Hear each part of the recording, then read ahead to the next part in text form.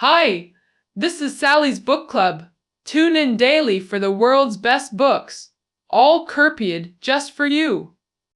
Today we're sharing a book titled How to Set Rules with Kids So They Won't Resist. As the saying goes, no rules, no order. Parents are children's first teachers. During a child's growth, parents often establish various rules, like no TV before finishing homework, or put clothes in the closet, not on the bed. But kids often defy these rules, driving parents up the wall. Ugh, what should we do? Don't worry. This book is tailor-made for parents of difficult children. Note: difficult here is in quotation marks. Since its 2012 debut, it's sold over 500,000 copies, helping countless families. Author George Kopacka is an internationally renowned parenting expert, clinical psychologist, and director of New Jersey's Behavior Theme Center. Through simple case studies, he offers parents comprehensive solutions for strong-willed children. The book addresses 3 key questions. 1. Why do children defy parents? 2. How to properly handle resistance. 3. What's the right way to set rules? First question. Why do kids resist rules? Why do children develop rule resistance? George shares a case. 6-year-old Steve frequently clashes with his frustrated mom. Once, while preparing for bank errands, Mom repeatedly urged Steve to stop playing with blocks.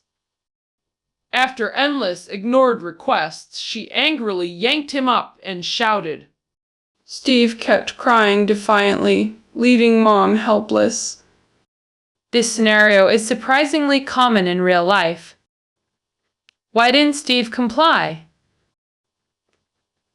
What magic trick could make him cooperate? It relates to Steve's personality, habits, and even his mom's approach. This situation involves both Steve's behavior and his mother's approach.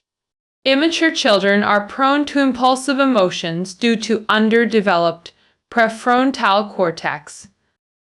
Impulsiveness mainly stems from inactive frontal lobes, causing psychological confusion. Impulsive children use low-effort tactics like tantrums to manipulate parents. Now, let's examine the mother's role in this dynamic. First, the mother's inadequate preparation under time pressure limited her options. The time crunch gave Steve leverage, as he wasn't constrained by schedules. Time pressure amplified the anxious mother's inability to handle defiance effectively. Did the mother respect Steve during the block playing incident? No, she kept Sweetsul without considering his engagement, demanding immediate compliance. She didn't even face Steve directly, just nagged while multitasking. Result: mother's anxiety escalated while Steve remained indifferent. Confrontation intensified through threats and counter-resistance. Children's defiance often stems from biological factors, not intentional provocation. Underdeveloped brains require parental patience, not threats or punishments. Parents should model good behavior, create peaceful environments, and structure routines for healthy development. Now that we understand resistance causes, how should we handle it? That's our second key question today. To answer this, we must first understand emotional response mechanisms. George outlines 6 emotional response stages: preparation, interpretation, arousal, response after fact. Mental preparation means planning responses to issues beforehand. This is controllable. like when someone gets startled by a car horn while crossing the street. An uncontrollable stimulus trigger. When encountering stimulus triggers, people must interpret and respond to them. This leads to physiological arousal, increased blood pressure, heart rate, sweating, etc. The body's response leads to physical actions, called bodily response. In technical terms, subsequent encounters test one's coping ability. This constitutes the after effect. George analyzes emotional processes of reactive vs. calm parents in the book. Let's revisit Steve's case study for illustration. Reactive parents like Steve's mom anticipate conflict from the start. At the first emotional stage, the mother already enters combat mode. Parental frustration reinforces negative patterns affecting interactions. The stimulus trigger was Steve's delayed compliance without active resistance. The mother misinterpreted Steve's behavior as emotional manipulation. Each action reinforced her misinterpretation, escalating emotional reactions. Rage triggered physiological arousal, rapid heartbeat, adrenaline surge, entering combat mode. Then came physical intervention, using physical force and shouting to address disobedience.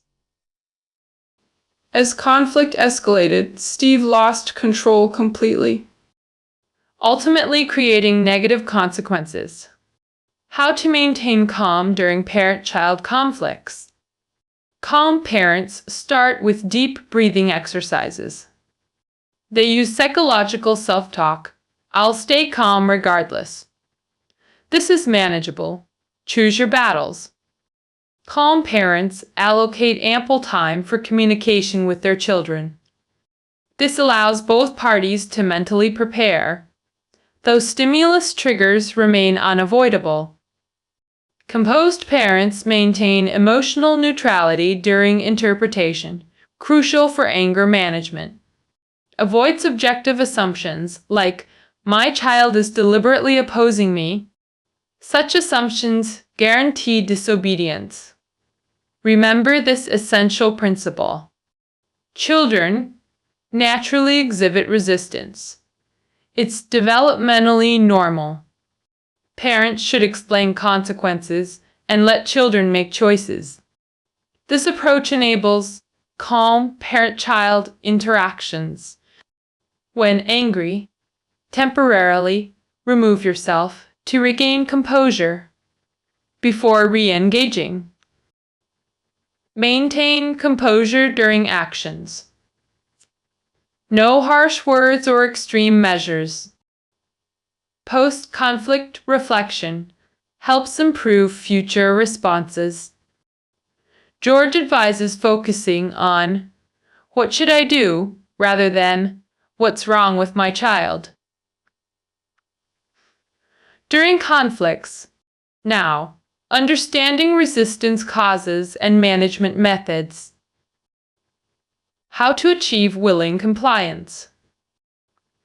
George outlines 7 fundamental principles in the book.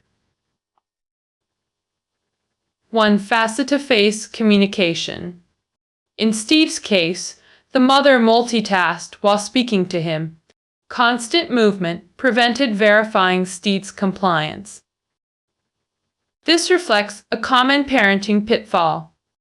Genuine attention requires respecting children's presence. Establish eye contact to convey seriousness and importance. Children's attention naturally focuses, significantly increasing compliance likelihood. Rule 2. Enforce appropriate consequences. If compliant, praise immediately. If disobedient, repeat Rule 1. If ineffective, announce consequences promptly. Enforce firmly, without hesitation. No leniency even if child relents. Remember to praise good behavior. Let's recreate the scenario. Mom faces Steve. If not clean now, I'll do it, but no blocks this week. No block play for the entire week. Steve reluctantly cleans while grumbling. Mom ignores complaints and praises. Thank you for cleaning up. Rule 3. Give tantruming children solo count time. George defines tantrums as uncontrollable screaming during conflicts. How should parents handle tantrums? George's answer, twined. How to implement timeout properly? First, select appropriate location. Avoid stimulating areas like playrooms or TV zones. Prevent transforming punishment into playtime. Suggest corners or bathrooms. As neutral spaces. Minimize stimulation through solitary confinement. Special considerations for very young children. First, timemates require uninterrupted duration. Anticipate challenges. Children might remain defiant post-timeout. What's appropriate? Timeout duration. General rule. 1 minute per age year. 1 year equals 1 minute. 2 years equals 2 minutes. For younger children, time can be randomly shortened with equal effectiveness. George suggests 2 minutes for under 5s. Older children follow standard rules. When does the timing actually start? Only begin timing when calm. Restart if tantrum resumes. Avoid communication during timeout. Ignore all questions. What message must parents convey? Parents control time-op duration to establish authority. Post-timeout. Ask, do you know why you are here? Require repeat timeout if no behavioral reflection. Rule 4. Create task lists. Combat chore. HW avoidance with visible task charts. Enforce lists with absolute consistency. What constitutes appropriate tasks? Initial tasks should be simple and specific 5-6 daily. Examples: self-dressing, pre-meal hand washing, homework before dinner. Tasks must be unambiguous. Clean room is vague. Specify. Put toys in bin. Example tasks: toy, cleanup, laundry. Implement token economy system for completed tasks. Point issuance must be immediate and parent exclusive. Monotonous lists breed resistance. Maintain flexibility. How to refresh task lists. Add situational microtasks. Car washing. Snow clearing. Second, gradually increase task difficulty based on performance. For example, earning points now requires bed making plus laundry plus toy cleanup. Third, implement bonus rewards. Extra points for unlisted. Helpful acts like assisting mom. Finally, implement point deductions for misbehavior with moderation. Rule 5. 7 smart homework strategies. Parents universally dread homework. Supervision sound familiar. George's 7 homework tips. 1. Minimize distractions. Supervised yet focused environment. 2. Fixed schedule, for example, pre-dinner routine. 3. Parent-teacher collaboration boosts motivation. 4. Prepare materials beforehand to maintain focus. 5. Supervise without micromanaging. Completion over perfection. 6. Measure rewards for completed work. 7. Guide without giving answers during tutoring. Rule 6. Establish ground rules for interruptions. Praise shopping. Eye contact. +2 rules. Stay close. Ask before taking. Compliance earns candy. Points. Violations deduct points. First violation.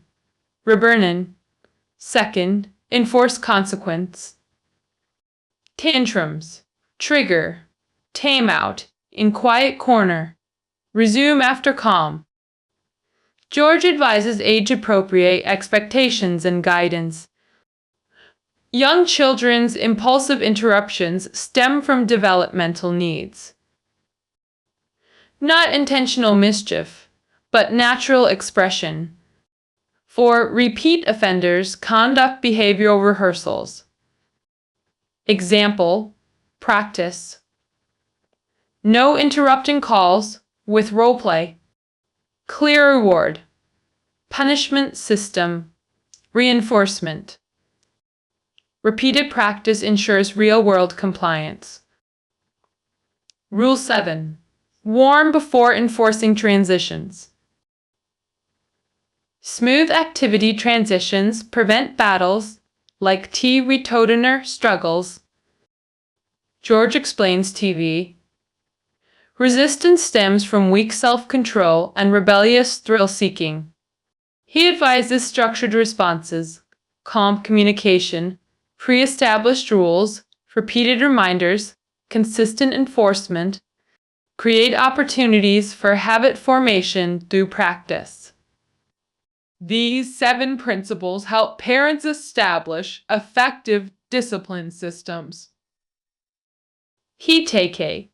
Behavioral issues escalate, with age often unintentional. Parental self-reflection crucial. Address defiance calmly. Punishments offer temporary fixes. Scientific rule setting provides lasting solutions. Rules should be clear and direct. Use firm yet respectful statements, not questions. E.g., put toys away now, not, can you clean up?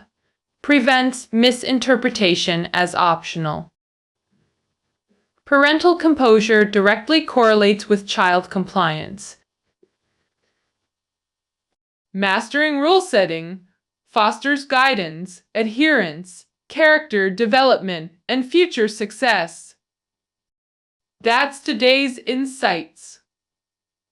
Find key notes below the audio. See you tomorrow.